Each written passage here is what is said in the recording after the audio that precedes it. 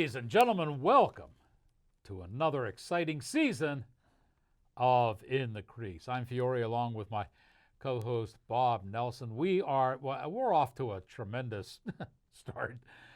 First off, Bob felt gracious enough to decorate the set with a Montreal Canadian jersey in front of me, knowing my total loathing and disdain for the Canadians.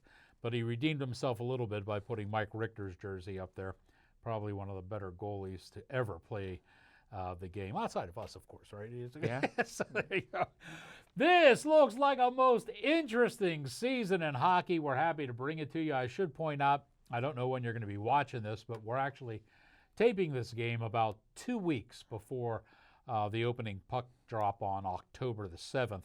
So this is our preseason gear up and warm up, and we preseason. Yeah, there you go. We really want to start the thing off kind of on a sad note. This was a bad off season for goaltenders. We lost a pretty good majority of iconic, classic goaltenders. We lost 3 Hall of Famers. We did. Bernie Parent, Ed Giacomin, and Kenny Dryden. I know Kenny Dryden. Well, I know 2 of the 3. I know Bernie Parent meant something to you, and so did Kenny Dryden. You always wanted him to be commissioner of the league. So your comments on the 3 big ones? Yeah, we lost? first of all, I'm at a loss for words with Bernie.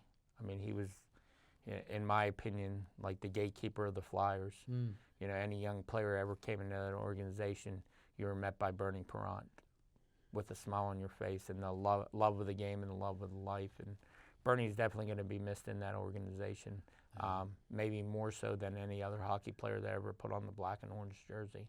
Because if you hear anybody talk about Bernie, whether it was Eric Lindros this week or Rick Tocchet this week, LeClaire, Hextall, I mean, they're lost for words, because when you looked at the Flyer logo, saw Bernie Parent on top of that Flyer logo, because he was at every event. And Friday night was the last time he was out in public. Now, he had a pretty bad accident in 2018 that he was having a hard time moving around, but there was a charity event in Delaware that he attended with a bunch of the former Flyers, and Bernie put on the old smile like he did at any event he was ever at representing the organization. Watson, one of his close friends, a defenseman for that same Broad Street Bullies team. Sure. He was the first one contacted by Bernie's wife. And he passed in his sleep. I guess it would have been Sunday morning. He went in his sleep, so at least he didn't suffer. I don't know what the cause of it is, but I know the last couple months he was in a ton of pain, back issues, leg issues, from the car accident from 2018. Ken Dryden, I mean, what can you say about a 5-time Stanley Cup champion, an attorney, president of hockey operations for the Maple Laughs. Just an incredible, intelligent human being. He was so great of a goalie, he quit a few years in between there to practice law, came back and didn't miss a beat, won another couple cups, went to Cornell, genius. Then you have Eddie Giacomin, another Hall of Fame goalie that we lost. If you're a Ranger fan, you'll know the chants.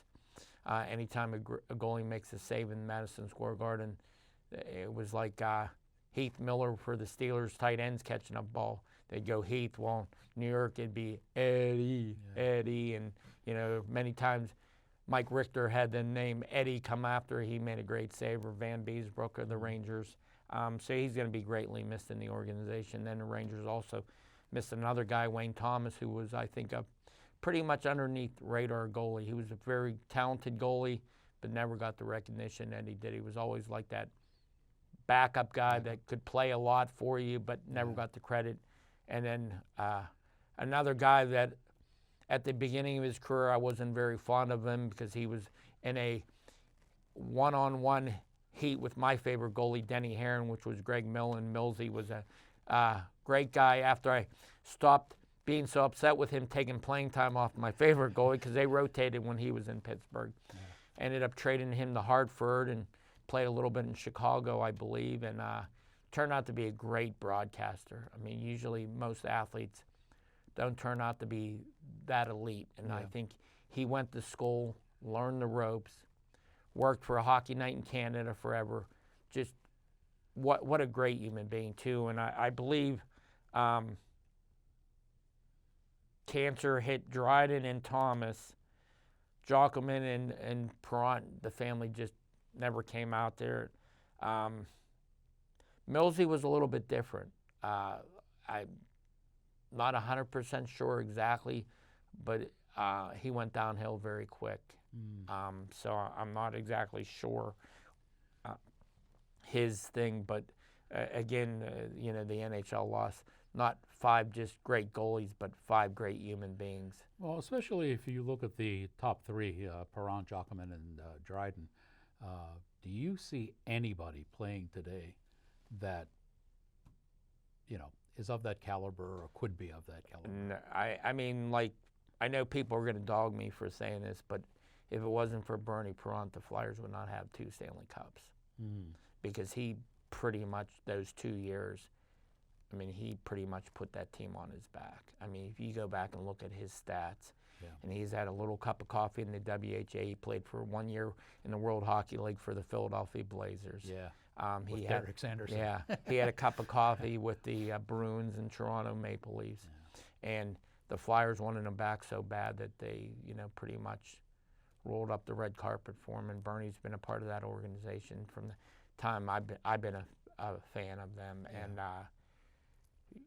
the most memorable thing I can remember, I met Bernie multiple times, but the biggest thrill I got when Bernie put on the gear for the last time.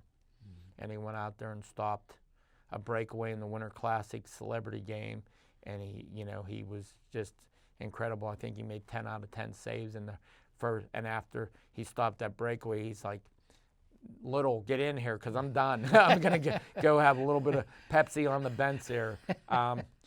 Ken Dryden had so much history in his career, such a short career, because I think it only went basically 70 to 79, and he had 2 years that he was an attorney. Great college goalie, played at Cornell, a brilliant man. If you want a great book to read, The Game is one of my favorite books all time, and I don't read a lot of books, and for me to sit down and read a book, I remember in that book, the one thing I always remember from that, he said the hardest shot to face for a goaltender was right off of the face-off. correct. That's what Because you're not set. that's what he always You're said. thinking, you're just relaxed and thinking, hey, where's the puck going to be drawn to? Yeah, and those 2 circles in front, he said that Yes. was always the toughest shot. And he was way before his time. I mean, I know the Flyers dominated for those 2 cups, but in the 70s, Montreal was the dominating team. They wasn't a level playing field, as some people will say, if you're a Bruin or Ranger fan or a Red Wing fan. But the Canadians always had guys that knew how to win. And they played very, very precise game, and it's not a surprise because of who was coaching that team. Yeah, and they always rallied around him too, Correct. around Dryden. So Yes. that was a good thing. And then- Go ahead. I'm sorry. And then you take the other guys, Millen, Thomas, and Jockelman, and they were no slouts either. I mean, obviously, Jockelman being the Hall of Fame goalie on a team that really didn't win too many cups. Right. And again, he was a guy that faced a lot of shots, and the only guy I could compare him to modern day goaltending would be maybe Cujo, because they both point. saw a ton of rubber. Yeah. But with Dryden and Perrant, there's not a, because their style was so much different. I mean, the only guy in that era that you could compare that plays like today's goalie would be Tony Esposito, probably. Even Cheeves, he was more. I would put Cheeves more into this category of Perrant and Dryden. To me, Cheeves was number 3 on my list in the 70s. I think Jerry Cheevers was the first guy that could handle the puck like no one's business with a straight-bladed stick to boot. Yeah. Yeah. Well, we're talking about goaltenders, so let's bring us up to the modern times. And Bob and I were arguing before the camera started rolling about Marc-Andre Fleury. And all you Pittsburgh fans know that Mark is going to come back and play an exhibition game and PTO contract. yeah, it is but I'm of the impression that he's going to do one game. He's going to stay with them for a little bit just to end his season, and then he's done and gone. Bob totally disagrees with that, and I think you got some insider information on this. Let me just throw this out. Go ahead. You heard the interview of Mr. Harry Potter, Penguins GM Cal Dubas, right? Yeah. He put Fleury's always welcome here. Yes. Let's go back to the poor goaltending that the Penguins have accrued. It's atrocious. Since Fleury parted ways. It's a good game. Okay. Yes. So he has not one set of Penguin goalie gear being made for him at LaFay. He has two sets of goalie gear being made here. Okay. One being a third jersey set. Okay. One being normal set. Everywhere Fleury has been since he's been in LaFay stuff. For an exhibition game, couldn't he just wear his Minnesota Wild stuff? Well, why would you do that if you're playing for the Pens? Well, No. he has Now you're sounding like Tim Thomas. No, He no. did that when he went to no. Minnesota. There's a thing called pad wrap, Okay. and he has a white set of pads with green and red trim on them. Yeah. Very little. You can take pad wrap and put the gold over the red and black over the green. Okay. All right. So why does he, first of all, need two sets of pads? Why would Cal Dubas say that Fleury's always has a home in Pittsburgh? Why did they go out and sign a guy from Vancouver that has played less than 20 NHL games? Okay? They have a bunch of young goalies that are unproven. Bloomquist, Sergei. Well, Bloomquist is gone, I think. No, Bloomquist played last night. Oh, he's still there? Yeah. Okay. So they got a bunch of young goaltenders. It's the other one that's gone, Ned Yeah, Jalkovic. the Dalkovich. yeah. So let's just play devil's advocate. Fleury has two sets of pads. Yep. He hasn't formally retired yet. Okay. He's playing an exhibition game. He is going to training camp Okay. so he doesn't get hurt. Okay. Let's just say his buddy Sid just says, stay by the phone because we might need you. Say Jory plays bad. Yeah. Say the Vancouver kid doesn't play well. Say one of those guys get hurt. Say they have a good start at the beginning of the Well, season. this is and a lot of what ifs. No, This there's is an not awful a lot of what ifs. Let me throw this out at you. Fleury said in his own statement, and you have the news release right in front of you, Correct. that he ended his career with Minnesota. He would not want to slight Minnesota. He likes the people in Minnesota. They did great things for him. He's just going to try to bring this full circle and play a game to wrap up. It's like these guys that sign a contract so that they can retire with the team that they played with Correct. most of their career, But- and then they're gone. And let me suggest that he's probably getting a couple of sets of gear made for the publicity photos. That's what it's all for. It's all for the merch. That's what it's coming down to. So because they're going let's- to make a mint off of Fleury back We're- in a we're- Penguin uniform. We're not always right, but we're sometimes pretty close to being right. So you have this great sauce, This is true. and there's 82 games, 84 now. There is. Okay, I could believe that. Do I hear a wager coming I on could air? believe that Marc-Andre Fleury could be in a Penguin uniform before the end of the game, before the end of the season, if the Penguins are competitive. And I think there's a couple things in the background that could make the Penguins pretty competitive pretty quickly, and they might need a. So what you're suggesting is that live and on air, we're making a bet. And first off, I don't think we're allowed to do that. But let's just Not a bet. Let's go We're just- hypothetical. If I throw up a batch, Yes, My of mama amazing, sauce. amazing mama sauce. what are you putting up? I told you the cannolis. At You'll your put up a place box of of choice. cannolis. At your place of choice. You know what? I will drive to that place. I will pick up a mixed box of cannolis for you. And I will put No, on the just get box vanilla. top. We're good. I will put on the box top. Yep. I was wrong for the first time on the show. Done. Deal is done. Deal is done. We will do that. I'm telling you, he's in publicity, retire with the Pens, and then he's out. If it happens differently, you got your sauce. It's been a while since you've had some sauce. It's been too long. Yeah, it's been a while. Okay, I'll do that deal. Let's switch gears again. Rule changes coming in for this season. Ones you like, ones you don't like. I like the LTIR rule, Okay. and I abbreviated Yeah, I don't know what you're talking about. the salary cap rule. Oh, and why do you like that? Because, like, there's teams like Tampa Bay Okay. and Florida. They'll put a guy on IR, and since the salary cap of a player that is making a lot of money, like, say, for example, when they did it for Stamkos, Right. who was their highest paid player, Right. in the playoffs, everyone gets paid the same, Right. okay? Now you have to abide by the salary cap, so you can't pull a guy off the IR and put him on the roster if you have extra guys on your roster. Like, you pay a guy that's on IR, he gets paid by the insurance fee. Right. So now the NHL, it doesn't affect the cap. So now you can bring another guy on, like, for example, like Brad Marchand, because you weren't paying Tkachuk. Okay. You can bring his contract on to make a run at the cup, and then you pull him off to start the playoffs. Oh, Tkachuk can walk again. He can skate. It's amazing. It's a miracle.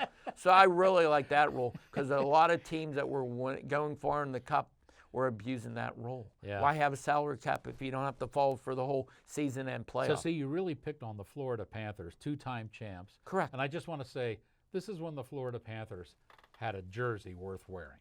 Okay, this is a good jersey. By the way, did you see the Utah Mammoth jersey? Are you a fan? No. Did you see the Oilers just released their third jersey? Who is designing these jerseys? Some kid Fanatic. in kindergarten? Fanatic. That's horrible. A guy in China that doesn't know hockey is designing those jerseys. And the worst part about it is the NHL is signing off on this garbage. And the thing with Utah especially, they had an entire year to not only come up with a name, but come up with a design. A better name. Some of the names, the Mammoth. last 5 names they had were better than. Yes, the You know? Wally Mammoth. Yeah. I'm Looks telling like you what, these jerseys it looks are, like the guy from Sesame Street, that's Snuffleupagus Yeah. or whatever his and heck his people name wonder is. why I wear the old-time jerseys. Oh. My God, they're so much better looking Yes. than the garbage. I that mean, come- you're more than welcome to Oilers. wear. You're more than welcome to wear this classic Montreal Canadian jersey anytime you want on the Yeah, show. you would love that. I thought you were going to make that the bet. I'm glad you didn't. So. No, I would not do that to you because I would never wear a Penguin jersey. Are there any of the rules The other rule I don't that like, were? Oh yeah, I'm sorry. Go ahead. the third goalie emergency that you have to sign them. And why don't you like that? If I was an NHL player, especially an NHL goalie, I would be furious about this rule. But by the way, there are some teams right now, and again, we're 2 weeks before the start of the season, that have 7 or 8 goalies listed on their Yes. rosters. And that rule is called the EBUG rule, Okay. which, again, it's not my favorite rule, okay? I'm a firm believer in this, okay? I don't feel the NHL, I know the sport is getting watered down with talent. Yep. Okay, there's too many teams, first of all. There's too many games. Yep. Okay, but the most important position on your roster is goaltending. Yes. You can only carry 2 going into a game, and you have this jabroni that was making donuts for a living, being the emergency guy that has no qualification to be. Or the Zamboni driver. Yes, that has no qualification to be an NHL goalie. Right. He's taking a job off of an NHL player Okay. out of the union. I don't know how this got passed, but my opinion is this: you have 20 guys that play in an NHL game. Okay.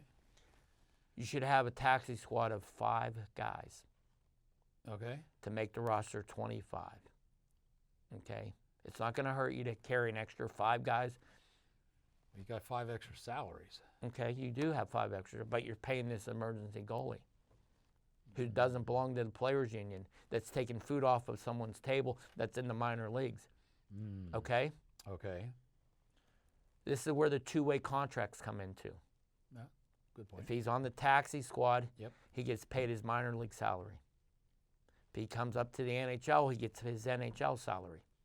Okay. That way the product is not being watered down, because you'd rather have me or you playing goal for a team that's in the playoff front that they just called off the street, or would you rather have a quality NHL goalie playing the number 3 guy on your team? And it's free up and down for those 5 guys. on your taxi squad. Okay. And if the number one guy gets hurt that starts that game, the guy up in the press box, which is your third goalie, can walk downstairs and put his gear on at any time. And you don't need Joe Schmo that could play for the Maple Leafs or the Carolina Hurricanes if it's a game. Right. You know, how would I feel if I was that guy and I'm playing against the Flyers and I'm putting a Penguin jersey on? And you know how much I bleed black and orange. Right. You don't think I'm going to have a little bit of a, oh man, I couldn't get to that one. I'm just saying it's too, and with betting being so involved in sports now, Yeah. isn't it easier to pay a Joe Schmo guy off the street saying, hey, you get into the game, we'll take care of you. Yeah. The team you play for, we're betting against it. You look at me as if I know something about that. What do you? Oh, what are you talking- are Italian. Come on, what are we doing here? But that's I don't like that rule, and I believe that just like the NFL has adapted, the third quarterback doesn't have to dress. Yeah. But if the first guy gets hurt and the second guy gets hurt, you can put a capable body in that Yeah. knows the system, that knows the organization, that plays on the team instead of pulling some guy out of the stands. Well, were there any of the rule changes that you did like? I told you I like the contract rule. You like that one? Yeah, I like But that you one. don't like this one. Yeah, and I'm not fond of them when I don't know if it's this year or next year going to 84 games. Ah, right. I wish they'd cut back games. Well, I think they were going to cut back on the preseason, weren't they, to make it 84? Yeah, see, and again, I don't agree with that Ah, because that's how players get hurt and that's how players lose. yeah. Hey, we're fast running out of time, and I want to go over something really fast here.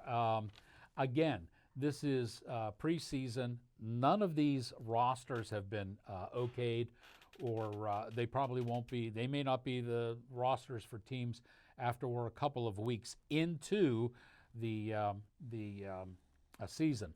Bob warned me against this stuff and said, don't do it, but I went and did it anyway, and I just want to summarize this up for you. I broke the teams up into their 4 divisions and rated their goaltending tandems, the starting goaltending tandems, as they are right now in the preseason. He must have did this very late at night. In the Atlantic Division, I have 3 teams to look out for: Boston, Buffalo, and Detroit. In the Metro Division, I have, there's only one team that really struck me. I have the Rangers dominating that whole division, but maybe a close second with Washington Capitals. In the Central Division, boy, that's just a piss-poor division. I have nobody in there that's above a C+ rating using my unique system. And in the Pacific Division, teams to look out for are the LA Kings, the Seattle Kraken, and the Las Vegas Golden Knights. Now, when we add these all up together, these teams, I averaged them all out just to kind of play devil's advocate here and give you, well, let me do this first. Let me tell you that the teams that scored the highest were the Las Vegas Golden Knights, the New York Rangers, the Detroit Red Wings, the Buffalo Sabres, the Boston Bruins, the Seattle Kraken, and the LA Kings also scored high on my system. The Washington Capitals, I mentioned before. Buffalo, name their goaltender. If you take the Atlantic Division and you average all of their goalies together, they come out to a 2.25, which is a C. Okay, I use the school grading system, 1 through 4. If you take the Metro Division and you average their 8 teams, they come out to a 2.0, which is a C. If you take the Central Division, their 8 teams, their average comes out to 1.9, which is a D+. And if you add up the Pacific Division, you come up with a 2.25 again, and again, that's an average that is a C. What does this mean? Well, it means that it looks like this year we're going to have another sucky year for goaltending. Yeah. Because there's no division here where you could say, my God, look at the goaltenders. You know, they're Well, I can't just- believe you don't have Winnipeg rated higher than Buffalo. where Because did I put Winnipeg? Hellebuyck is a Vezina Trophy candidate every year. But you and I you have, always and talk you have about Buffalo, this, and who I has, told you about Connor Hellebuck. and you have Buffalo and he that is always atrocious. proves me true. Buffalo Connor is atrocious. Hellebuck is a guy who will play all the way through the season and look like a brick wall, and he gets into the playoffs. I'm not. We're discussing You regular know what he season is? grades. He's the opposite of Chris Osgood. I'm just Do you saying. remember Chris Osgood? Yes. Chris Osgood would pike the entire season. He would whine, he would pike, he would look like crap. How about And Mike then- Vernon? And then all of a sudden, then all of a sudden the playoffs would come and he would be like, oh. Yeah, well, And it was amazing, and it But- used but, to you know, piss Boston. off a lot of people. Boston that he did hasn't that. had good goaltending since they had Swayman and Omar. One of them ain't there anymore. Well, I mean, yeah. Buffalo. They're Buffalo's lucky if they win 30 games this year with their goaltending. Their goaltending is atrocious. Well, Boston, atrocious goaltending. Then if they Swayman's don't- still there, and they got the he's Russian okay. as the backup. atrocious. He's They're- fine. I mean, As a tandem, that's good. listen, Florida, Bobrovsky carries a team. Yep, he does. I mean, Quick and, And that's why Igor with carry Florida, a team. Where is Florida? I gave them a C because they have Bobo, and after Bobo, they have Yeah. nothing. Remember, when I gave these grades, I did it on the tandem, not on How the about- how one about Dallas? individual. How about Dallas? They got Ottinger, who is okay. And who's after him? Don't matter. If you're playing 50 games a No, season, it does you matter. gotta need rate a it. tandem. You need a tandem. Your backup has to be at least No, respectable. notice how he They have had, he had nobody. Bruins. Look at the Nobody. Bruins backup goaltenders. Look at their minor league system. Their Bruins Yeah, look at goaltending the are guy garbage. they're using as their garbage. backup. This Let's is a Bruin talk about guy. it. He's mad because I gave Philly a D. No. That's why he's mad. No. Philly got nothing. And that brings up Eric- Carter Hart. Do we have enough time to get into Carter? Yeah, we have not enough time to get into Carter. None enough. We got a minute left. Edmonton, Is Carter Hart going back to Philly? no. Definitely not. No, he already. You told me on the phone he his, might end up his in agent Pittsburgh. called. Is his he going to agent- Pittsburgh? His agent. Is called, he going to His Pittsburgh? agent called. His agent called. Ah. No, there's no room for him in Pittsburgh. Okay. It's either Edmonton or Carolina, in my opinion. Okay. There you go. His Carter Hart. agent called Philly, Yeah. called Briere, Yeah. and said that he wants a fresh start. Well, good luck because you won't be able to play until December 1st. Yeah. You already missed 3 seasons. You're not a convicted person, but you're acquitted, which means you're not innocent technically. Yeah, it means you're innocent if you're No, acquitted. technically That's exactly means, what it means. Technically, it meant there's still shade over you. We're going to bring this up on the next show, I guarantee it. It was great to be back in the studio. Thanks to Dave Cable back in the control room. Bob, always a pleasure. Till the next time, remember, when it comes to hockey, if you're in the game, you're in the crease.